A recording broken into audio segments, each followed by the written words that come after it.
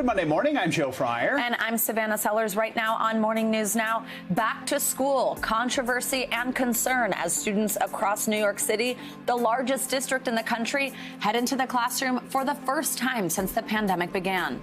President Biden faces pushback to the sweeping federal vaccine mandates he announced. The problem is that I'm trying to overcome resistance, but the president's actions in a mandate hardens the resistance. More on the fallout and what it could all mean for you and your family.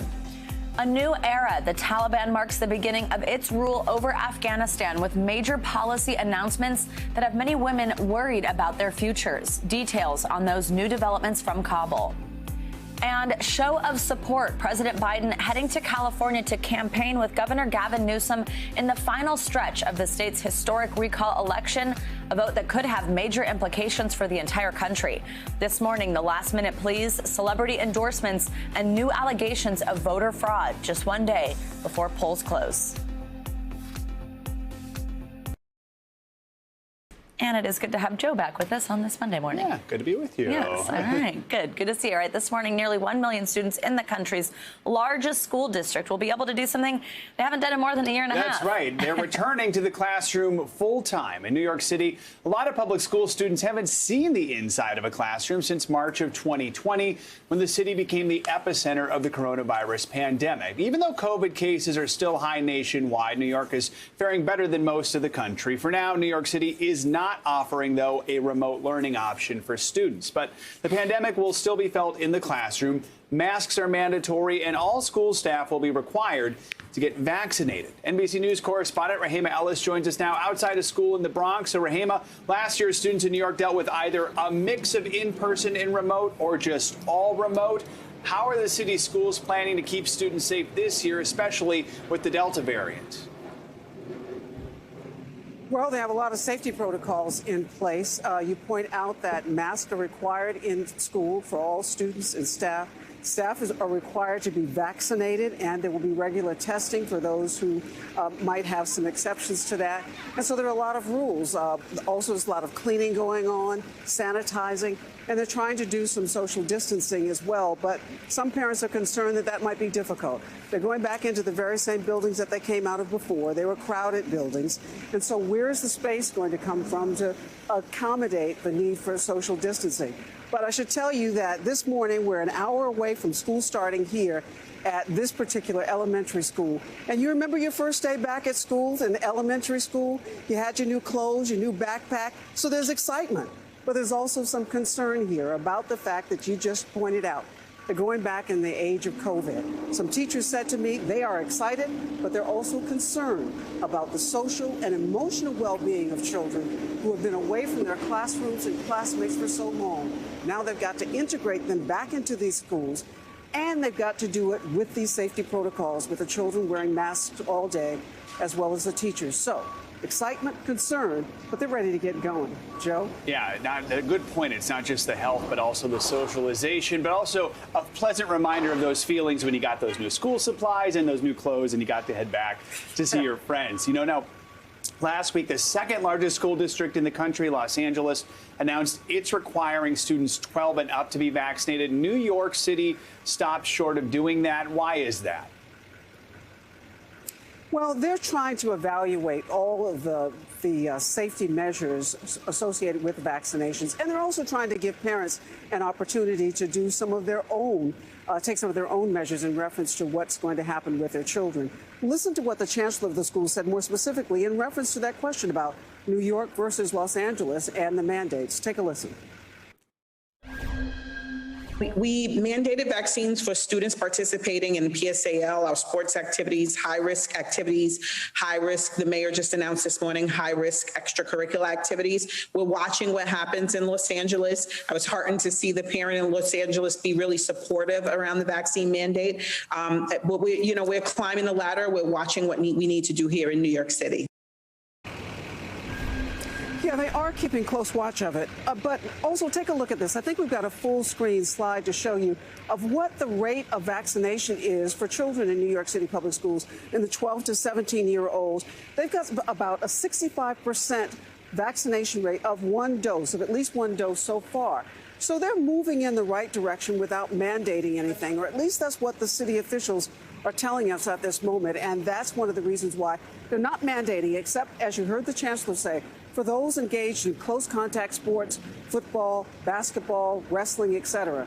That's when they're saying those students have to be vaccinated. Joe? So students may not have the mandate, but we know that teachers do have a mandate and staff there required to get the vaccine. There's been some back and forth between the teachers union in the city and the schools. What more can you tell us about that? I can tell you that the teachers union is saying that they encourage their members to be vaccinated, but they're concerned about the mayor saying that they're requiring them to be mandated. And they wanted this to be a process of collective bargaining. The mayor and the union folks have sat down at the table. Listen to what the teachers union says about how things are going.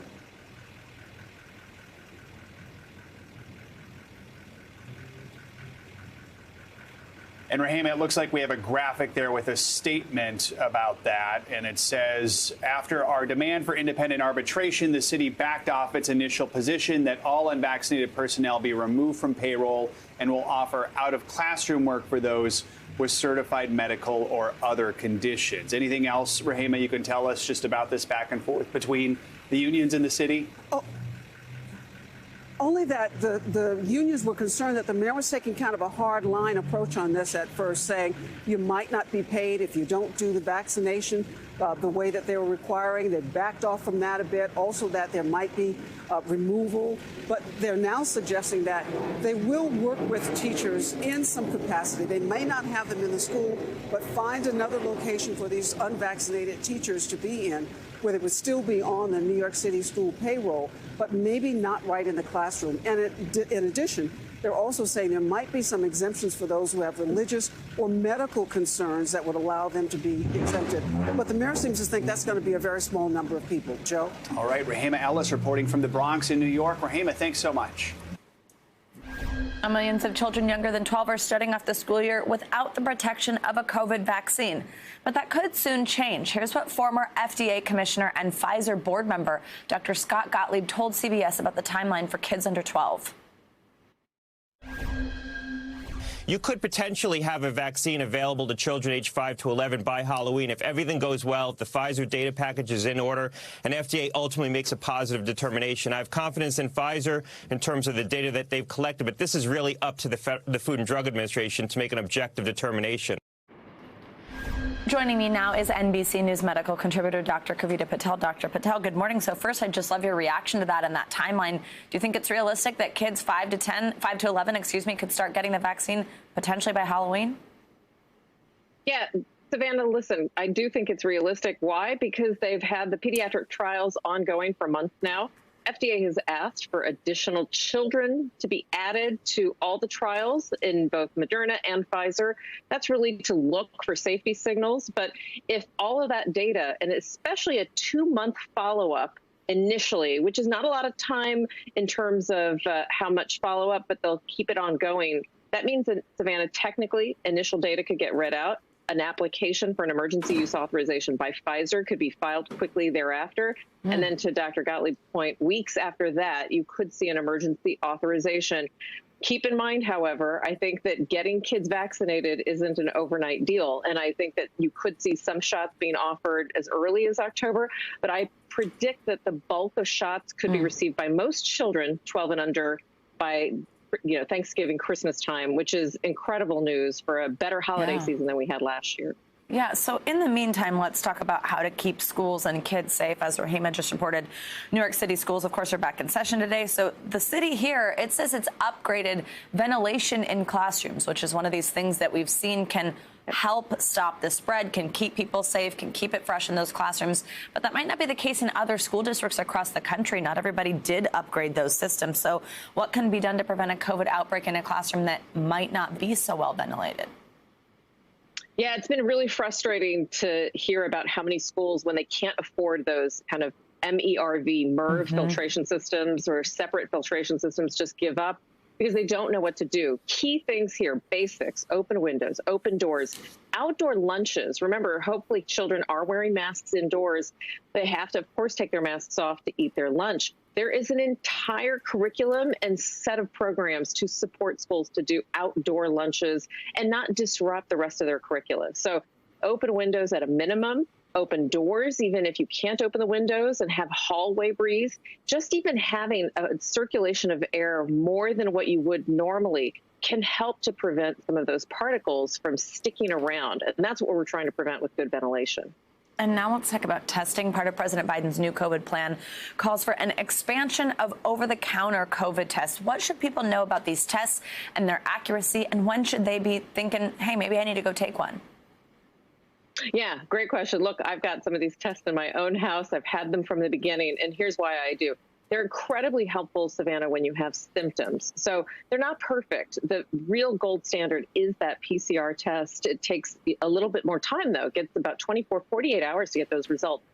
One of these over-the-counter home tests can take 15 to 30 minutes, and then you have not a perfect answer. And in most cases, if you have symptoms and it's positive, it is right about 80% of the time. So that's an incredibly high number to know. If you've got the sniffles, if your child is kind of feeling a little ill, then you can take that test. And if it's positive, it's very likely you do have COVID, and you can go to a doctor and get that PCR test to confirm it.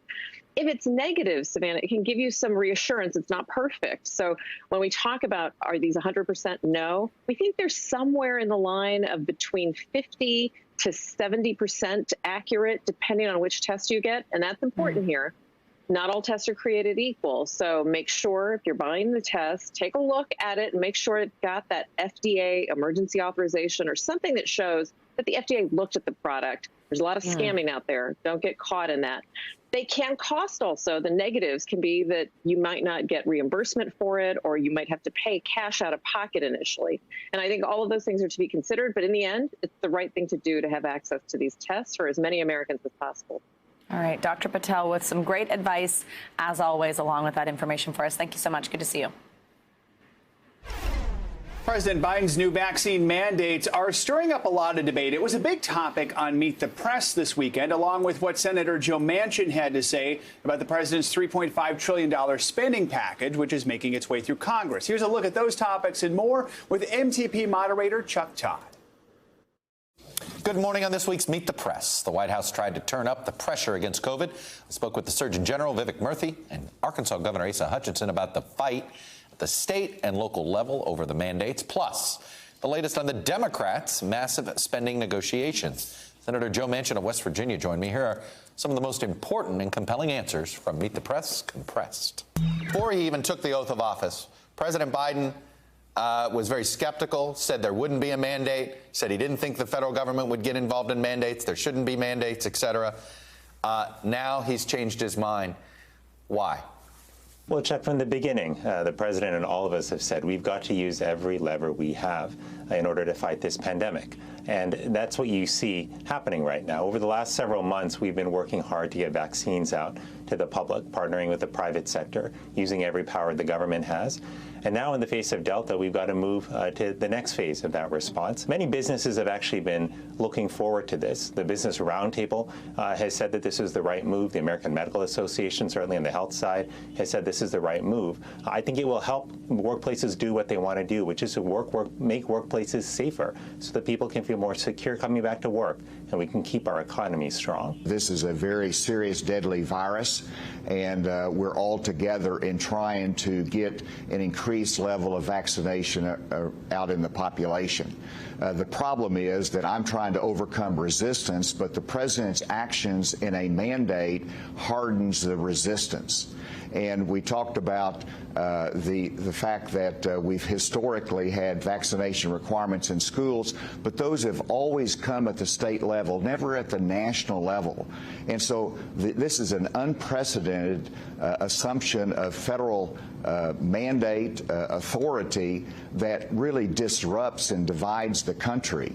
It divides our partnership between the federal government and the states, and it increases the division in terms of vaccination when we should all be together trying to increase the vaccination uptake. There's not a rush to do that right now. We don't have an urgency. Don't you think we ought to debate a little bit more, talk about it, and see what we've got out there? It's always been a balance, Chuck. You know, and I've said that, and I'm willing to find that balance. But, you know, to do it in 7 days, to come back and do it in 1 week, when we don't have... Are you a hard no?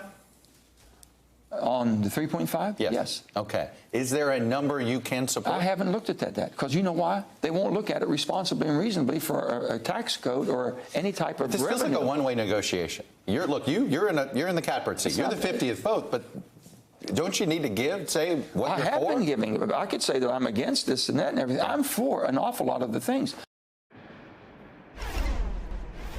In the wake of 9/11, then-President George W. Bush took a stand against international terrorism, saying these words at Ground Zero. I can hear you. The rest of the world hears you. And the people who knock these buildings down will hear all of us soon. But now, 2 decades later, on the anniversary of the attacks, former President Bush shifted the focus from foreign threats to threats here at home. We have seen growing evidence that the dangers to our country can come not only across borders, but from violence that gathers within. There is little cultural overlap between violent extremists abroad and violent extremists at home. But in their disdain for pluralism, in their disregard for human life, in their determination to defile national symbols, they are children of the same foul spirit, and it is our continuing duty to confront them. Joining us now is Clint Watts, NBC News national security analyst. He's also a distinguished research fellow at the Foreign Policy Research Institute. Clint, good morning. Thanks for being here. So, I mean, President Bush's time as president is really defined by foreign terror attacks and how his administration fought against them. Obviously, we know that that war then lasted 20 years. What's your reaction to him so bluntly calling out domestic threats? It was a remarkable speech in that he is the bookends, exactly as you played it, of the start and what I really do see is the end of the global war on terror. Now what we have is the American war to deal with terrorism within. And he hit it very squarely on the nail, you know, when he was talking about what the divisiveness is in this country. And to think how unified we were in 2001 and how really divided we are in 2021 is remarkable. I think what he also noted is that this is a very different sort of threat that we're facing here at home. And when I look at it, just in terms of my analysis, there are several things that make it much tougher. Domestic extremists have access to targets. They have access to weapons that al-Qaeda or ISIS recruits never had access to. And they have the will and intent, as we saw on January 6th, to actually undertake violence. And this is, you know, January 6th for militia groups. If you looked at 2018 for white supremacists and other extremist groups, a remarkable number of deaths caused by these domestic extremists. So as we move forward, I think everyone's going to ask with this January 6th commission and with a lot of the reviews that have been going on is what will we allow the FBI and what will we allow law enforcement to do? And what do we expect of Department of Homeland Security when it comes to domestic terrorism? Yeah, that's exactly what I want to ask you about. I mean, it was, of course, formed in 2002 under then President Bush. So let's talk through the role over the last 19 years. And now it's sort of looking internally, not just focused on foreign threats. Do you think the federal government's doing enough to monitor domestic terrorism? I think they've definitely picked up the pace, but there are many impediments to actually doing what we did for domestic terrorism, what we did for international terrorism.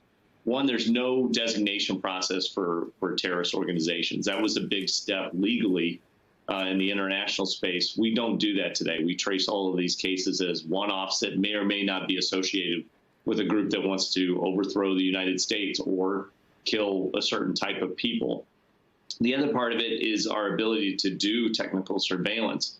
Once someone was designated as al-Qaeda or ISIS or connected with them, the ability to do social media monitoring or electronic surveillance or covert searches, that immediately goes up. That can't happen with domestic extremism based on the codes that are there right now. I think the third thing is that it's an overwhelming number of people we're talking about today. We're not it's not one Timothy McVeigh out there. It's probably 100, at this point. And I think for us trying to get our hands around that, it's going to take a lot more resources. All right, Clint Watts, thank you so much for your expertise this morning. This morning, new revelations about what led up to the 9/11 attacks. This after the FBI released a newly declassified document about the 9/11 hijackers 20 years after the attack on our nation.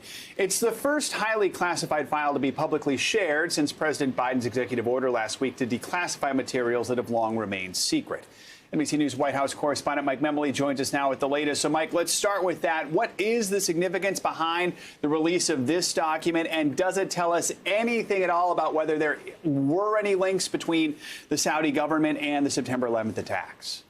Well, Joe, the particular document that was released late in the day on Saturday, tied to the 20th anniversary of 9/11, is the summary of an FBI interview with a former Saudi consulate official in the U.S. who had regular contact with two of the hijackers involved in the 9/11 attack. Now, depending on your perspective, this interview, because it's so highly classified, highly redacted, to the families, it shows that there was direct government contact between some of the hijackers, which proves their view that the Saudi government was involved. The Saudi government, of course, pushing back, saying there's no direct links to any senior Saudi government officials. The man described his contact with these hijackers as accidental. So clearly, there's a lot of discussion still to be had here. But this is the first of 4 categories of documents that the president has ordered declassified and released. The next 3 will be released in 60-day increments from here on forward, Joe. All right, Mike, I want to turn to one of President Biden's biggest agenda items, infrastructure. We've already been talking about it this morning. The Senate's back in session today, and one of the Democrats' key votes in the Senate does not seem to be on board with his party's plan to pass this multi-trillion-dollar infrastructure package. Let's take a listen.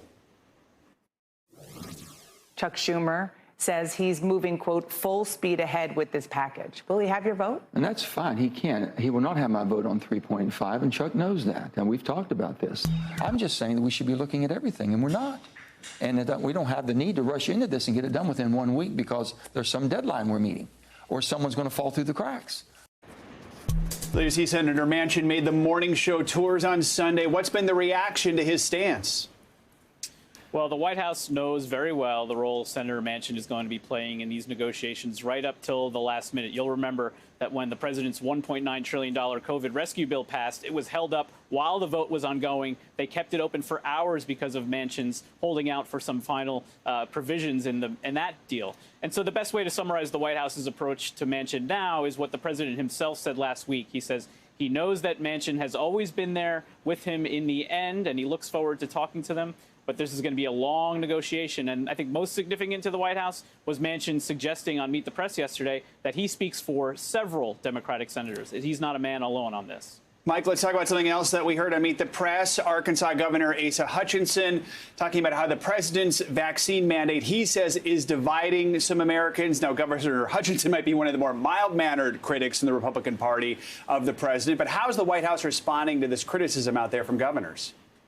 Well, we saw the White House pretty clearly last week saying that they welcome these challenges, legal challenges and otherwise, that Republican governors are threatening in the wake of the president's new executive actions here. Their approach here is that they're doing everything they can that's not only in the public's interest because of the COVID and the Delta variant spread, but it's also politically on the right side of the issue as well, because the overwhelming majority of Americans have been vaccinated, support some form of government mandates. And so they view these Republican governors really as outliers, but also significantly as severe impediments to doing the right thing here to try to get this pandemic behind us. I mean, Mike, so many issues right now on the president's plate. We're starting a new week. What does it appear is going to be the focus for the president this week moving forward? What does he really want to focus on? The president today is on his way out west. He has obviously a significant number of stops, including politics, but also disaster relief. We saw the president last week visiting New York and New Jersey in the wake of Hurricane Ida. Today, he's heading out to Idaho and later to Sacramento to focus on the impact of the wildfires that have been really ravaging the West. Then it's politics. He's going to be helping out Governor Gavin Newsom on the day before that big recall election.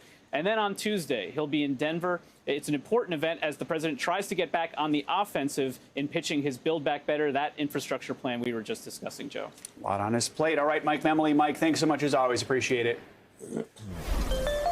Flash flood risks are growing for Texas and Louisiana as Tropical Storm Nicholas continues to strengthen. Hi, Bill Cairns. What can you tell us about this? Good morning. Yeah, we were afraid this storm would be a very slow mover and produce like epic rainfall rates. You know, you started having pictures of like Harvey in your mind. And you're like, oh boy, here we go. The trend has been for the storm to be moving a little bit closer. So we're still going to have some really bad flooding, but it may not be historic type flooding. So let's get into it and show you the latest from the Hurricane Center.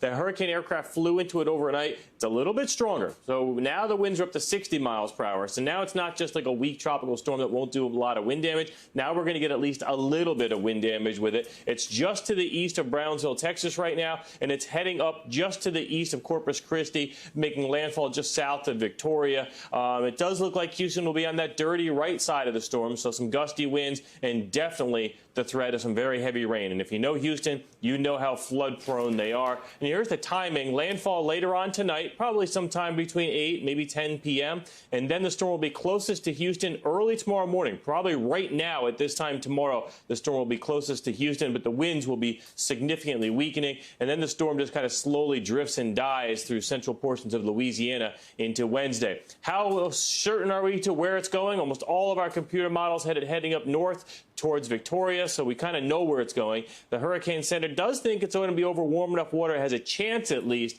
to become a hurricane right before landfall. So don't be surprised if you hear later today that we have Hurricane Nicholas. As far as the rainfall goes, the areas in green from central Louisiana all the way down through the Texas coast, 8 to 16 inches.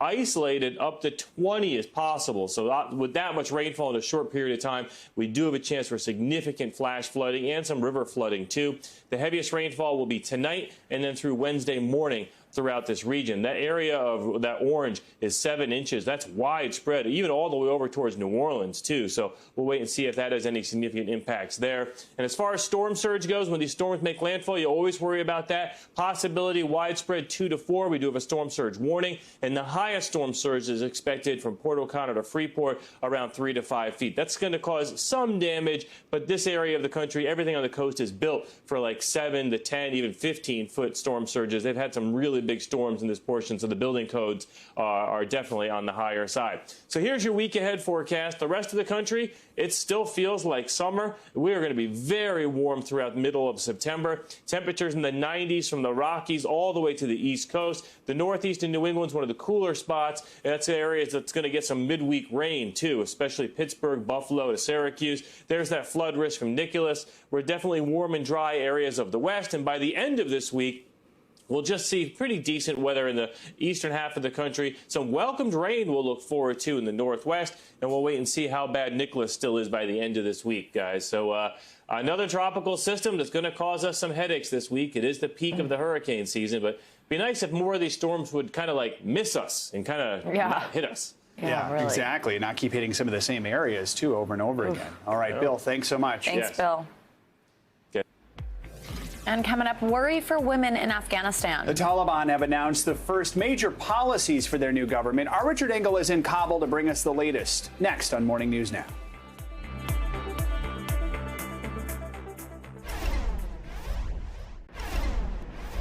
The Taliban says women in Afghanistan will be allowed to attend university, but classrooms must be gender segregated and head coverings will be required. It's one of the group's first major policy announcements since it raised its flag over the presidential palace on Saturday, marking the beginning of its administration. NBC News chief foreign correspondent Richard Engel joins us now from Kabul. Richard, good morning. So first, I'd just love to know your reaction to this. Are there any surprises in these new rules for women hoping to attend school, and how's the announcement being received? So the people in this city and people in this country are adjusting to a new reality. Things have changed here so dramatically and so quickly just in the last several weeks. So I'm now in the center of Kabul. And just to understand the transformation here, behind me is the former U.S. Embassy. And below what was a guard tower there, you now see the white Taliban flag. It was from this building that helicopters were taking off, ferrying diplomats and staff from the center of Kabul to the airport and then onto destinations back to the United States. Now, this city, this country are controlled by the Taliban. And if you remember, during the fall of this city, during the evacuation, there was tremendous panic. Hundreds of thousands of people, if not millions of people, were trying to get to the airport, to get onto planes, because they were terrified that the Taliban had arrived, and they thought that the Taliban were going to come and start executing people who worked for the former government, that women would immediately be stone whipped, had burqas forced upon them. That, so far, has not happened. There has been a there is a general calm in this city, and the Taliban are trying to roll out their new policies, and they're doing it step by step. First, they announced a new government. People here had hoped that that government would be inclusive, that it would include members of the former government. It was not inclusive. It was a hardline government that included many of the same people that were in power when the Taliban were in power in the 1990s. So that was a disappointment. Then they came out and announced that women can go to school and can pursue higher education. That was encouraging. They haven't reimposed the burqa. This was and has always been an Islamic country. People who have worn headscarves, women have generally worn headscarves even before the arrival of the Taliban. So that was not such a major policy shift. Generally, in this country, classrooms were divided between men and women even before. What they're worried about is how far this will go, because you saw a hardline government and then some, let's call them for the Taliban, more moderate rules on education. But women are still not being allowed to go back to work. They're only been allowed to go back to work in 3 sectors: at the airport, which is now still in the process of being reopened, in education, and in health, places where women would physically have to come into contact with other women. Now, the Taliban are promising that in the future they'll be able to go back to other professions as well, but people don't really know how far this will go as they are trying to adjust to a new Taliban reality and a new Taliban, a new generation of the Taliban. Absolutely. Lots to watch for there, and we know that we will be checking in with you on it. Richard, thank you so much. Time to take a look at what else is making news around the world this morning. Matt Bodner joins us today from Moscow. Good morning, Matt. Savannah, Joe, good morning. Well, let's start things off today in North Korea, where state media reported over the weekend on the successful tests of a new type of long-range cruise missile. They claim that several missiles were fired and they flew almost 1,000 miles before hitting their targets out at sea. The United States has, of course, swiftly condemned these tests as threatening to neighboring states and states beyond, given the apparent long reach of these missiles. In other news, Pope Francis has called upon Hungary to, quote, extend its arms towards everyone. And this is a remark that many are interpreting as a subtle, perhaps not so subtle, rebuke of the controversial refugee policies put in place under President Viktor Orban. The Pope also warned that the threat of anti-Semitism still lurks in Europe and needs to be combated. The Pope made these remarks actually while on a visit to Hungary, where he did meet with Orban in person. And Orban later wrote on Facebook that he asked the Pope to, quote, not let Christian Hungary perish. And finally, Dutch tennis player Dida de Groot became the first player to complete the Golden Slam Challenge in wheelchair tennis. The Golden Slam refers to a tennis player winning all 4 major championships in their category during one calendar year. That's, of course, no small feat, and de Groot completed the challenge by winning the U.S. Open final yesterday. So big congrats to her. That's awesome. Back to you guys. All right, lots of good tennis news this weekend. I was just going to say that. Thank you, Matt. It is awesome. Thanks, Matt. Coming up, till the world ends, Britney Spears makes a major life announcement. And it comes just days after her father says he's ending her conservatorship. Details on her engagement next. You're watching Morning News Now.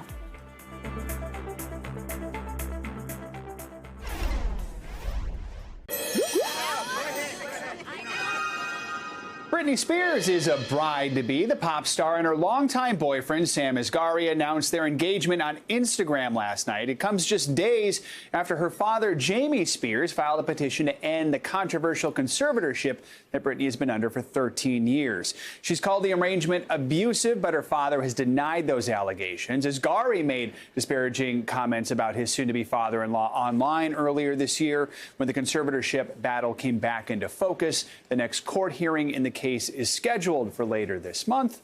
In the meantime, Savannah, something to celebrate for Brittany and her now fiance. Definitely. And we have all come to love her social media presence. So that was a fun video to watch. Exactly. All right. Thanks, Joe. Yep. Now, California voters will head to the polls tomorrow to decide if Governor Gavin Newsom should be removed from office. Over 40 candidates are looking to lead the country's most populous state if Governor Newsom loses the recall election. The once long-shot campaign to oust the governor has turned into a heated debate over Newsom's handling of the COVID pandemic. The vote could have lasting implications across the country. NBC News national correspondent Miguel Almaguer has the latest. Joe and Savannah, good morning. This special election could make Gavin Newsom just the third governor to be recalled in a special election. This morning, he is fighting for his political life. With the deadline for votes just 1 day away, California Governor Gavin Newsom out with a clear message.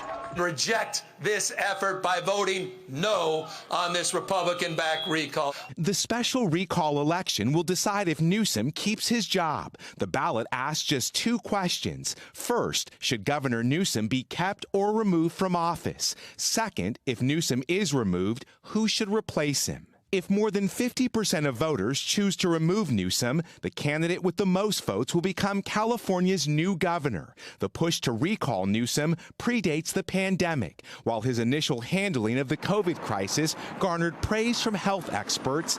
A second surge and the imposition of stay-at-home orders, which shuttered businesses, bolstered critics. Have you made missteps? At the end of the day, we did what we thought was right, and we did what the science told us was the most effective non-pharmaceutical intervention. On the list of 46 replacements, Olympian and reality TV star Caitlyn Jenner, popular YouTuber Kevin Paffrith, and the frontrunner, conservative radio talk show host Larry Elder, who has promised to roll back many of Newsom's COVID rules. What I'm opposed to are vaccine mandates and face mask mandates. The special election could lead to California's second gubernatorial recall. The first was in 2003, when Democrat Gray Davis was replaced by Republican Arnold Schwarzenegger. We can do it. Newsom has the support of Democratic heavyweights and President Biden, who's expected to join him later today, all to help turn out the vote from the state's mostly Democratic voters. The Newsom campaign is all about turnout. They know if they can get California's Democrats to show up and vote no, they're going to win. So far, Democrats have returned more than half of the over 7 million early ballots. But Election Day could bring a slew of Republican voters who are more likely to vote in person and make the recall a reality. Recent polls suggest Governor Gavin Newsom is in the lead in this recall election, but whether he wins or loses could heavily depend on Democratic turnout. Joe and Savannah, back to you guys. All right, Miguel Almaguer, thank you so much. It's been nearly 2 weeks since the highly restrictive abortion law took effect in Texas, and we're learning more about how not being able to get an abortion can affect a person's life and health for years after. Our latest NBC News report takes a closer look at this and finds the impact of the law is already being felt. At the Whole Woman's Health Clinic in Fort Worth, the number of daily procedures dropped from an average of 66 to just 11. Doctors say most patients looking to get an abortion are now ineligible. Joining us now to take a look at those numbers and the long-term impact of this law on patients' well-being is NBC News Digital reporter Chloe Atkins. So, Chloe, first of all, tell us, what have you learned from people in Texas about abortion access since this law took effect? Hey, Joe. So since the law took effect, we've seen a wave of abortion patients leaving the state of Texas. So they're going to places like Oklahoma, New Mexico, and even as far as Illinois. But it's not the reality for all Texans. Not everyone can leave the state of Texas to get care. It's just not in the cards for them because, you know, of circumstantial or even financial challenges. So we're talking about cost of travel, difficulty taking time off from work, or even securing childcare.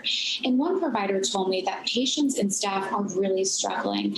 And most of the patients that they're seeing, they are not eligible to get care in the state of Texas, which they say will likely lead to an uptick in people having to carry an unwanted pregnancy to term, which they will feel the impact of that for years to come. We're going to take a look at physical and mental health risks in just a moment, but you also took a closer look at how being turned away for an abortion can have a serious impact on economic hardship. What did you find, and how likely are people to even fall into poverty as a result of not being able to get an abortion? So carrying an unwanted pregnancy to term impacts folks in a variety of ways, like you just said, but one big one is economic hardship. So people of all socioeconomic backgrounds get abortions, but about half of people who are obtaining an abortion already live below the poverty level. So when someone is already struggling financially and they are denied care, it puts them in an even tougher economic situation. One study found that people who are denied care were more likely to live below the poverty level, experience, debt, bankruptcy, and even evictions compared to those who are able to get care. And I want to, really highlight that it's not the year-over-year financial responsibility of having a child, but when you don't have certainty over your family planning, it can really impact your career trajectory and even your education completion. So it really impacts people in many ways, economically speaking. And let's talk about physically, what are the risks that people could face? And for victims of domestic violence, there's also a mental health toll, right? So being denied an abortion can lead to a significant increase in anxiety, depression, low self-esteem, especially in the months after being denied care. But it also can increase life-threatening physical health outcomes. So patients who carry an unwanted pregnancy to term are more likely to describe their health as poor and reported higher rates of chronic pain compared to those who are able to get an abortion. And these outcomes are linked to pregnancy risks. So like postpartum depression, gestational diabetes, and even hypertension. And I also want to underscore, when you're talking about physical and mental health, a lot of these patients have domestic violence going on in their life. It's very common. And so in the short term, a person who is turned away from getting an abortion, they're more likely to stay connected with a violent partner, which can take a huge mental and physical toll on them, not just short term, but for the years to come as well. All right, Chloe Atkins. Chloe, thank you for your reporting. We appreciate it. We've got much more still ahead, including our CNBC Money Minute coming up right after the break. That's right. You're watching Morning News Now. It's that time for our CNBC Money Minute, the biggest financial headlines of the day and why they matter to you. Silvana Henao joins us today. Hey there. Good morning. Good morning. Prices at the pump are inching up again. Following a two-day week break, the average price of gas rising 2 cents to $3.25 a gallon. That's up more than $1 from the same time last year. Nationwide, the highest average price for gas is in the San Francisco Bay Area at $4.48 a gallon. The lowest is in Houston at $2.74 a gallon. Meanwhile, China's crackdown on the country's big tech companies continues. The Financial Times reports regulators want to break up Alipay, a popular payments app run by Ant Group, the company founded by billionaire Jack Ma. They want Alipay to create a separate app for its lending business and turn over user data to a new credit score venture partly owned by the government. Just last year, Ant Group IPO'd in Hong Kong and Shanghai was suspended at the last minute. And Costco is already getting into the holiday spirit. The retailer has brought back its popular beer and wine advent calendars. The wine calendars cost $99.99 and include 24 half bottles of different varieties, which Costco says flies off the shelves. The beer calendar sells for about $59.99, and that one includes 24 cans of German beer. The calendars are expected to be in most Costco stores by the first week of October. All right. Well, that's fun. There you go. Savannah, thank you so much. Thanks. Thank you. And that does it for this hour of Morning News Now. But the news continues right now.